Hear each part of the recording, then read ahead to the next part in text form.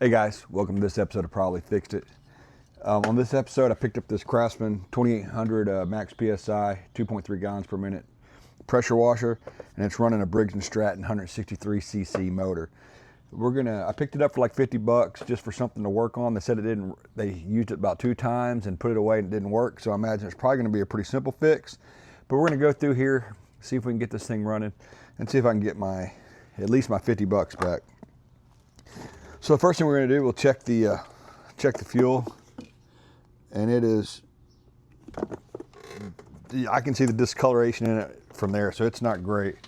So we might end up draining the fuel. Check the oil. The oil looks pretty good actually. You can still see through it. So we may do an oil change on it as well. We'll see. The oil looked pretty good. I'm gonna check here. Oh, look at that air filter. Air filter looks good. I mean, everything's matching up to this thing only having a couple hours of run time on it. I guess let's go ahead and give it a couple pulls, see if it pops off. I got the hose here. I'm not going to hook the hose up to it yet. Generally, you want to, but I just want to hear it, see if it pops off. If it pops off, I'll shut her down, and we'll go from there.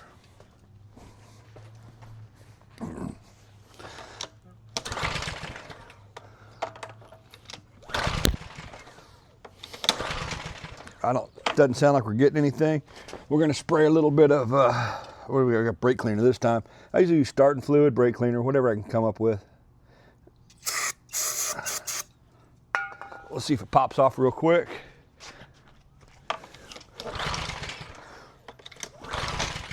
Nothing. We'll tear in here a little bit more. Let me do a little more digging in and we'll see what we got going on. Not sure if you can see in there or not, but there's a little choke butterfly right in there. I don't know if any of my starter fluid got in there, so I'm gonna go ahead and hold that open and spray some more starter fluid in there. You usually don't have to do that, but we're gonna do that just to see if it kicks off.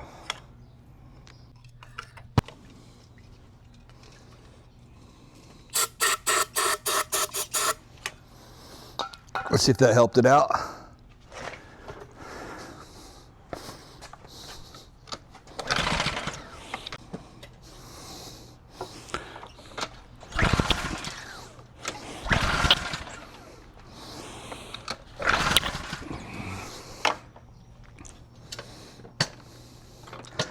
That is not great at all.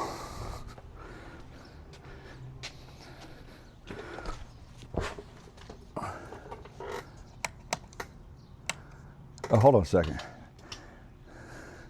Just noticed on this particular unit, that's not a momentary switch like usual. It's got an actual on off switch, so I may have had it off.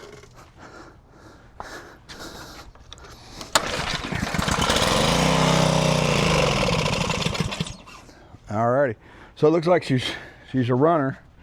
May need to rebuild that carburetor also. I may just need to try it by turning the switch on. We'll see. If that was the problem, that'll be pretty amazing. But I want to put some water on it and let it run first. Before I let it run, I want to have water going to it because you don't want to run these motors with no water going to the pump. So on this particular unit, the water goes up in the front. I'm used to kind of exiting out the back, but we get the water hooked up real quick. And also, it's not really good to let that pump deadhead like that either, but we're gonna see if she runs for a second. I'm gonna turn the water on. Yeah, that's gonna squirt water everywhere. Let me spin this around the other way. Power on.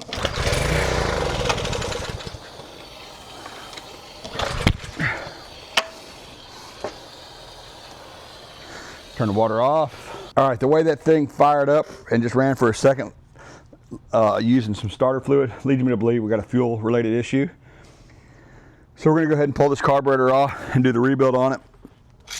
It's gonna have one of those plastic carburetors on it, and they are actually pretty nice to work on. None of the parts typically corrode. Inside, and they have a part that looks like this. It's just an old one I had sitting in my workbench chair here. And that's usually what causes the problem. So we'll take a look at this one and see how she looks.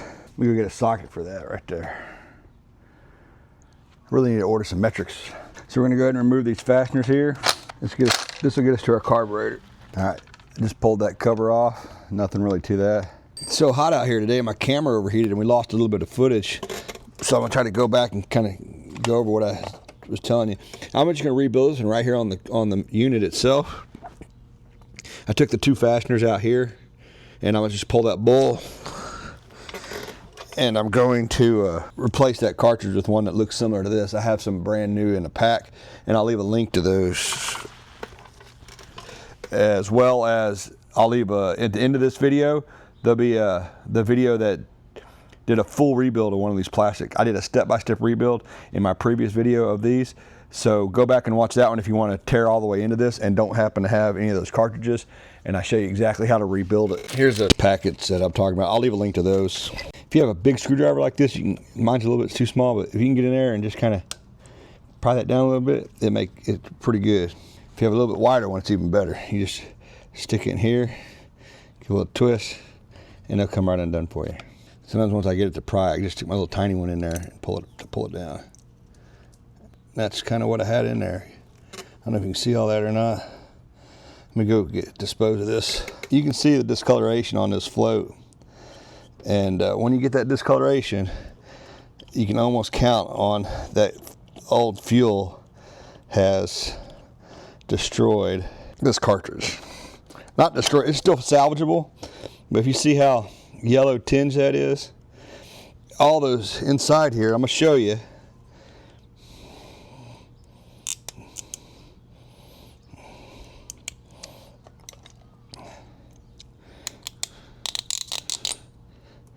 This is your emulsion tube, and these are all your jets and stuff, and they get all gunked up. So you can rebuild this, and I got a step-by-step video that'll be linked at the end so you can see that. But just to show you how quick and easy this can be, without even taking that carburetor off, we're going to throw in a new one.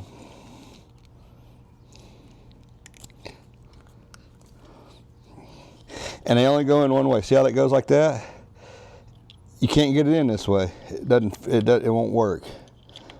So it's not a real big deal. You don't have to really pay attention too hard. You get that in there, let it snap in place. That's pretty good. It's gonna have some carb cleaner, so I'm just gonna spray out some of that sediment there. Give me a little spray in there. A little spray on the carburetor right there. And we're gonna put this thing back together. Put our float bowl back on. You got 2 fasteners right there, gonna line those up. All right, get that lined up there. Just squeeze it in there by hand a little bit. These longer fasteners were the ones that went there, so I'm gonna get these started by hand. I had to relocate into the garage. My camera kept overheating. It was 104 degrees outside today. It's a little toasty. Right, anyway. Where did we leave off? We're gonna go ahead and put this float bowl back in place. We'll go ahead and get these started by hand. Try to keep my hands out of the way. I really should have blocked this off here while I was doing it, but I had a little catch pan down at the bottom catching all my gas. So smarter way to do it is put a little clamp that off. I do it all the time. I'll show you how I do it. Usually, I don't know. I didn't think about it this time. I usually take a pair of vice grips and just clamp that hose off just like that. That keeps the fuel from dripping out of the gas can there. Go ahead and get this one over here started up. Don't even tighten those up too much. That is a plastic tank, so just be wary of that. Remember that. Now that's pretty much all you got to do. This thing, make sure it's back on the intake tube back there in the back. Get that reinstalled. Really should have drained that fuel out that was in here.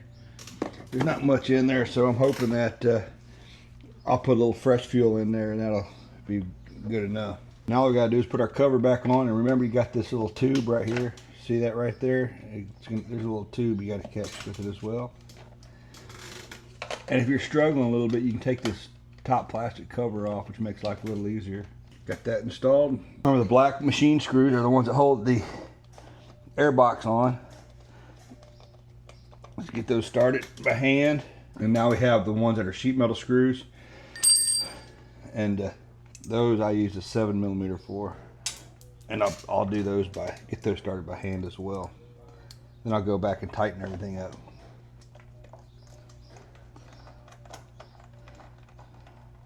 And these are going straight into the carburetor. And this plastic carburetor that's on this thing is the same thing that's on most Craftsman lawnmowers, or lawnmowers with these new Briggs Stratton engines on them. So I'm going to leave a link to a video on how to rebuild these plastic carburetors, and you can kind of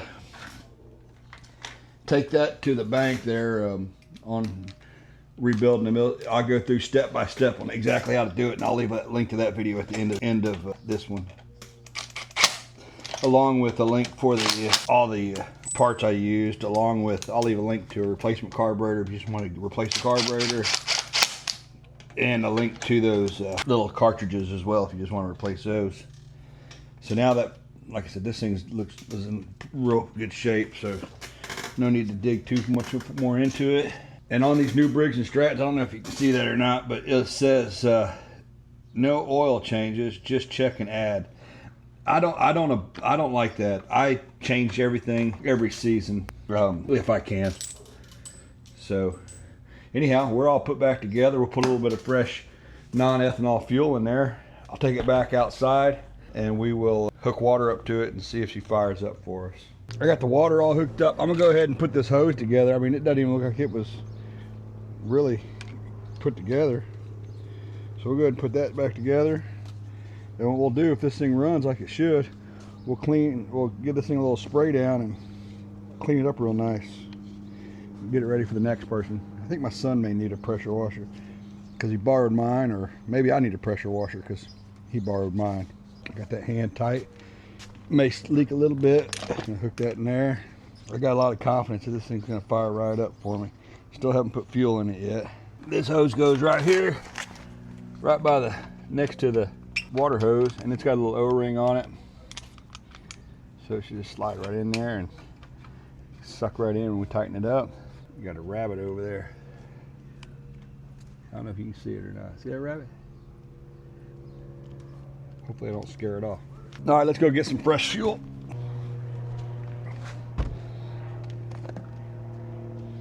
It's got a little bit of that old stale fuel in it, but not much. I let most of it drip out of the bottom of the carburetor into a little catch can I had, but there's just a tiny bit in there.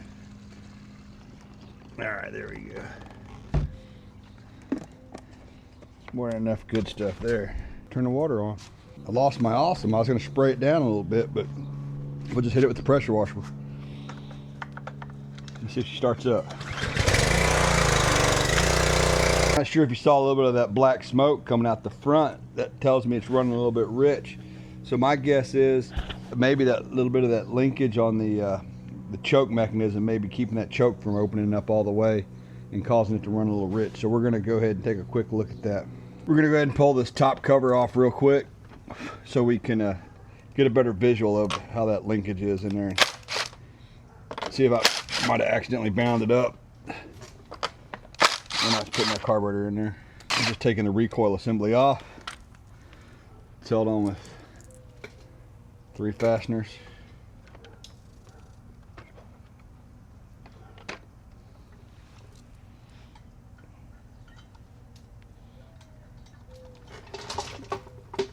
This is your choke mechanism on this particular carb. As this gets heated up from the exhaust, it'll pull this, and that'll open up your choke. So what I did, I went in there, and this linkage was a little bit messed up. So if you can see how I got it set up now in that configuration, that's how you want to get it. So let's go ahead and check out everything here, make sure it's all sitting up flush there. Spring's good. Alrighty, I'm gonna put this cover back on, start it up, and we'll see how it goes from there. Alright, we got that all back together now. Let's fire it up again. And like I said, when I put that carburetor on there, I just popped that linkage over on accident, and so I had to go adjust that. That was on me.